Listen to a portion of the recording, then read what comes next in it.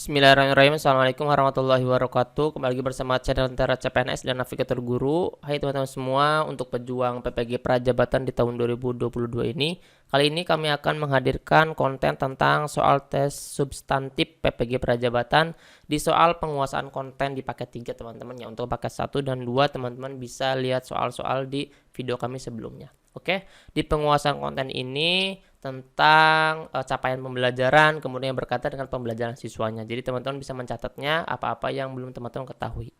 Oke, di soal nomor 1 kita ada soal tentang Ibu Rara mengajarkan materi bangun ruang di kelas 5 tentang kubus dan tabung. Di akhir pembelajaran, Ibu Rara memberikan penilaian kepada siswa kelas 5 dengan contoh soal menghitung volume. Ibu Rara pada saat penilaian tersebut termasuk ke dalam asesmen apa? Jadi asesmen kan ada yang namanya formatif dan ada yang namanya sumatif. Tapi di sini ada kata kuncinya teman-teman. Di sini adalah kata kuncinya adalah di akhir. Kalau misalkan di akhir berarti penilaiannya adalah asesmen sumatif teman-teman ya. Kalau misalkan pada saat proses pembelajaran itu namanya formatif. Jadi kalau sumatif itu di akhir, kemudian formatifnya adalah pada proses pembelajarannya. Oke, kita lihat di pembahasannya.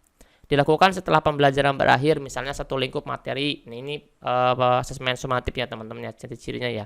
Pelaksanaannya bersifat formal dan sebagai bentuk pertanggungjawaban sekolah kepada orang tua dan peserta didik, digunakan pendidik atau sekolah untuk mengevaluasi efektivitas program pembelajaran. Jadi keseluruhan, oke? Tidak saja pada saat pembelajaran, tapi dia itu dikenakannya pada saat satu lingkup materi, akhir semester atau akhir tahun ajaran. Seperti itu ya teman-teman ya. Selanjutnya kita ke soal nomor 2 teman-teman ya. Seorang guru sedang memperhatikan kemajuan penguasaan dalam berbagai ranah, meliputi sikap pengetahuan dan keterampilan, motivasi belajar, sikap terhadap pembelajaran, gaya belajar dan kerjasama dalam proses pembelajaran. Sehingga dibutuhkan metode atau strategi pembelajaran dan teknik instrumen penilaian yang tepat, termasuk ke dalam asesmen apa. Tadi sudah dikatakan bahwa asesmen yang akan kita bahas itu adalah asesmen formatif dan sumatif. Yang pertama, yang tadi sumatif itu di akhir pembelajaran atau misalkan satu materi ajar. Kalau formatif itu pada saat proses pembelajaran.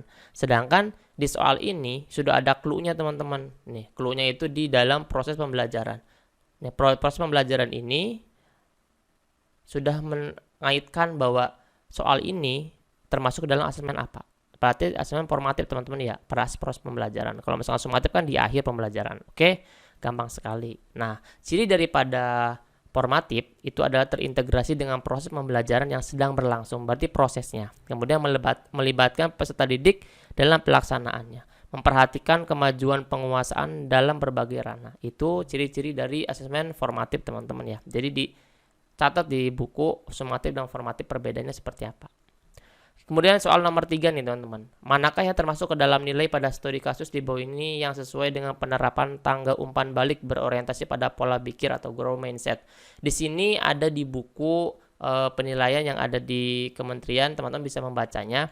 Ini contoh soal nomor 1, ada seperti ini pengerjaan dari siswanya. Kemudian contoh pertanyaan atau pernyataan umpan baliknya dari seorang guru. Di sini di soal manakah yang termasuk ke dalam nilai. Oke. Nanti kita akan bahas tentang apa saja yang masuk ke dalam nilai dan apa saja yang tidak dimasuk terhadap nilai. Bagaimana kamu tahu gambar ini akan membentuk kubus A?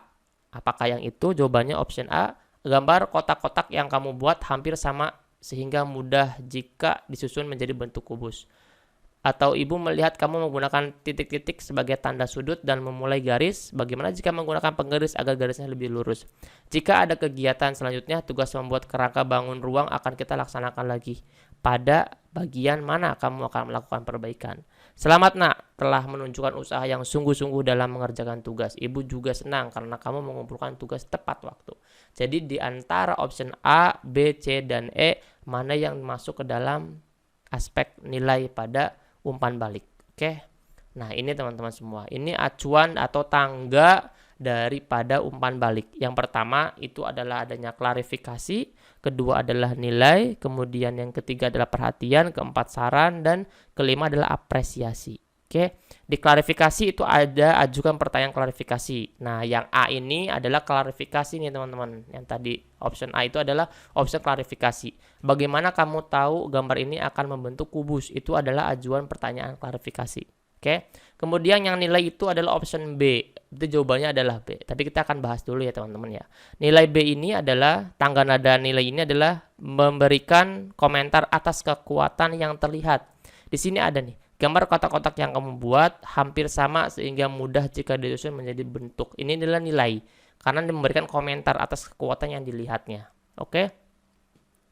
Lanjut di perhatian teman-teman. Perhatian itu adalah memberikan komentar jika ada hal yang kurang sesuai atau kurang lengkap dan menjadi perhatian kita. Nih, yang perhatian ini adalah option C ya tadi ya.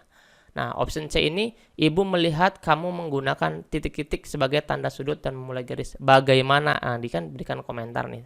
Sarannya, jika menggunakan penggaris agar garisnya lebih lurus. Karena mungkin terlihatnya garisnya sedikit membengkok ya teman-teman ya. Jadi menggunakan penggaris agar garisnya lebih lurus. Kemudian option yang D yaitu saran. Apa ini dalamnya? Saran adalah memberikan saran untuk pengembangan. Nah, di sini kata-katanya adalah jika pada kegiatan selanjutnya tugas membuat kerangka bangun ruang akan kita laksanakan lagi pada bagian mana kamu akan melakukan perbaikan. Ini memberikan saran untuk pengembangan supaya lebih baik lagi dalam pengerjaan tugas tersebut. Oke, yang ini adalah option E yaitu apresiasi. Oke, tangga nada yang paling atas yaitu pujian atas usaha yang dilakukan. Selamat nak, telah menunjukkan usaha yang sungguh-sungguh dalam mengerjakan tugas. Ibu juga senang karena kamu mengumpulkan tugas tepat waktu. Berarti apresiasi adalah tangga daripada paling atas dari umpan balik ya teman-teman ya. Jadi cirinya adalah selamat nak, itu kan sebuah pujian kepada anak-anak. Oke, itu berarti jawaban yang nomor 3 adalah B. Nilai itu adalah di dalamnya memberikan komentar atas kekuatan yang dilihat. Gambar kotak-kotak yang kamu buat hampir sama sehingga mudah jika disusun menjadi bentuk kubus. Teman-teman semua bisa belajar di kelas belajar tes substantif PPG Prajabatan, PGSD. Benefitnya teman-teman bisa mendapatkan ebook dan kuis beserta Zoom, dan kita masuk dalam sebuah grup khusus yang disitu bisa teman-teman bisa bertanya dan bertukar pikiran. Teman-teman ditunggu ya pendaftarnya mulai dari 1 Juli sampai dengan 6 Juli karena kelasnya dimulai di tanggal 7 Juli sampai dengan 21 Juli 2022. Registrasi chat Mintera di 087723317506. Kami tunggu ya di kelasnya. Selanjutnya si soal nomor 4. Jika ada peserta didik pindah dari satuan pendidikan yang memiliki struktur kurikulum dan model asesmen yang berbeda, maka apa yang diperlukan diperlukan oleh seorang guru? Yang pertama adalah melakukan asesmen diagnostik, yang B adalah melakukan asesmen formatif, yang C adalah melakukan asesmen sumatif, yang D adalah melakukan penilaian diri, yang E adalah melakukan penilaian antara teman. Di sini kan peserta didiknya kan sudah mau pindah atau misalkan sudah pindah ke kurikulum yang berbeda atau SD yang berbeda dengan kurikulum dan model asesmen yang berbeda. Jadi kalau misalkan formatif kan nggak mungkin ya teman-teman ya. Kalau formatif kan pada saat proses pembelajaran, sedangkan dia pada saat sudah pindah gitu kan atau menjelang pindah. Melakukan asesmen sumatif juga tidak mungkin karena dia itu sudah selesai pembelajarannya, bukan pada proses, bukan pada akhir. Penilaian diri juga ini bukan, dan melakukan penilaian antar teman juga bukan. Yang paling masuk adalah melakukan asesmen diagnostik teman. Jawabannya adalah A. Pembahasannya adalah jika ada peserta didik pindah dari satuan pendidikan yang memiliki struktur kurikulum dan model asesmen yang berbeda, maka perlu dilakukan asesmen diagnostik teman-teman berdasarkan struktur kurikulum atau tujuan pembelajaran pada kelas yang dituju peserta didik tersebut. Ya. Kemudian dari hasil asesmen diagnostik, pendidik dapat melakukan tindak lanjut jika kemampuan peserta didik masih belum sesuai dengan tujuan pembelajaran, maka perlu diberikan jam belajar tambahan untuk mengatasi ketertinggalan. Jadi teman-teman pada saat peserta didik itu pindah, maka bisa dilakukan dengan asesmen diagnostik kalau misalkan struktur kurikulum dan model asesmennya berbeda. Oke. Selanjutnya ada nomor 5 ya teman-teman ya. Nomor 5 ini kumpulan hasil karya siswa ini samping termasuk ke dalam apa nih teman-teman nih? Karena di sini kan ada karya siswa ya teman-teman ya. Karya siswa. Kemudian kumpulan karya siswa disebutnya apa nih teman? Apakah tes tertulis, tes lisan, portofolio, CV atau produk? Tes tertulis kan dia tidak ada surat esai atau pilihan ganda atau apa yang membuat dia untuk menulis jawaban ya teman-teman. Ini kan nulis kan bukan berarti untuk menjawab, tapi untuk mengumpulkan karya atau mendeskripsikan karya yang akan dia buat atau yang sedang dia buat. Pada tes tertulis tidak ya teman-teman. Nah, tes lisan, apalagi tes lisan kan tidak ya. Ini kan tulisan kan. Kemudian portofolio bisa masuk, CV juga bisa masuk, produk juga bisa masuk. Tapi kita lihat dulu, kalau misalkan CV itu kan kumpulan daripada biodata. Di sini kan gak hanya biodata saja. Ini kan ada biodata orang lain, kemudian ada bangun datar, bangun ruang atau karya-karya lain yang bisa dia tempel di dinding dan bisa dia tempel di buku gambar yang lain sebagainya. Berarti CV itu enggak ya teman-teman ya. Kemudian produk dan portofolio nih teman-teman. Kalau misalkan kumpulan hasil karya berarti portofolio teman-teman. Kenapa portofolio? Karena kalau produk itu misalkan bisa jadi cuma hanya satu jenis. Produknya adalah apa? Produknya adalah asbak. Asbak itu dari mana? Asbak itu dari tanah liat. Nah, itu kerajinan tangan yang membuat sebuah produk. Itu ya teman-teman ya. Nah, kita bahas di portofolio ini. Portofolio itu merupakan bukti kumpulan hasil kerja siswa, misalnya karya berupa foto, clipping majalah, rancangan bangunan, dan hasil karya lain yang pernah dibuat sebelumnya. Jadi nomor 5 ini adalah portofolio. Dilanjutkan soal nomor 6 teman-teman. Kompetensi pembelajaran yang harus dicapai peserta didik pada setiap tahap perkembangan untuk setiap mata pelajaran pada satuan pendidikan usia dini. Pendidikan dasar dan pendidikan menengah adalah kompetensinya apa teman-teman? Apakah A. ATP, alur tujuan pembelajaran, atau B. tujuan pembelajaran atau TP, atau kurikulum merdeka, atau D. kompetensi inti atau KI, atau E. capaian pembelajaran atau CP? Menurut teman-teman apa nih kompetensi pembelajaran yang harus dicapai? Berarti kan kalau ada capai itu kan berarti ada capaian teman-teman ya. Berarti jawabannya adalah yang E, jelas. Capaian pembelajaran atau CP adalah kompetensi pembelajaran yang harus dicapai peserta didik pada setiap tahap perkembangan untuk setiap mata pelajaran pada satuan pendidikan. Nanti kalau misalkan teman-teman lihat di capaian pembelajaran ini setiap mata pelajaran itu ada capaian pembelajarannya. Setiap kelas ada fase-fasenya. Jadi teman-teman bisa baca di searching boleh dari Google banyak ya teman-teman ya. Nah, kemudian capaian pembelajaran ini memuat sekumpulan kompetensi dan lingkup materi yang disusun secara komprehensif dalam bentuk narasi. Silakan teman-teman bisa melihat capaian pembelajarannya di kelasnya masing-masing. Kemudian dilanjutkan di soal nomor 7. Berikut ini adalah kriteria alur tujuan pembelajaran yang benar, kecuali apa? A. Menggambar urutan pengembangan kompetensi yang harus dikuasai peserta didik. B. Alur tujuan pembelajaran dalam satu fase menggambarkan cakupan dan tahapan pembelajaran yang linear dari awal hingga akhir fase. Atau C. Alur tujuan pembelajaran pada keseluruhan fase menggambarkan cakupan dan tahapan pembelajaran yang menggambarkan tahapan perkembangan kompetensi antar fase dan jenjang. Kemudian yang D. Memberikan penilaian kepada siswa yang memiliki karakter pembelajaran yang baik sebagai fungsi dari asesmen. Menurut teman-teman alur tujuan pembelajaran yang benar apa? Tapi ini di sini ada kata kecuali. Kalau kecuali berarti yang salahnya teman-teman ya. Silakan, menurut teman-teman apa? Sudah tahu jawabannya? Mari kita ke pembahasannya teman-teman ya. Pembahasannya adalah yang D. Yang D ini adalah kecuali, berarti yang bukan termasuk kriteria alur tujuan pembelajaran atau kriteria ATP. Yang termasuk ke dalam kriteria ATP adalah yang pertama, menggambarkan urutan pengembangan kompetensi yang harus dikuasai peserta didik atau yang dikuasai oleh siswa tersebut. Kemudian yang kedua adalah alur tujuan pembelajaran dalam satu fase menggambarkan cakupan dan tahapan pembelajaran yang linear dari awal hingga akhir. Berarti keseluruhannya teman-teman ya. Kemudian yang ketiga adalah alur tujuan pembelajaran pada keseluruhan fase menggambarkan cakupan dan tahapan pembelajaran yang menggambarkan tahapan perkembangan kompetensi antar fase dan jenjang.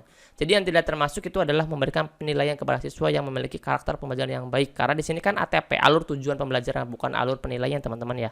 Oke, di soal nomor 8 yaitu urutkan penyusunan alur tujuan pembelajaran yang benar berikut ini.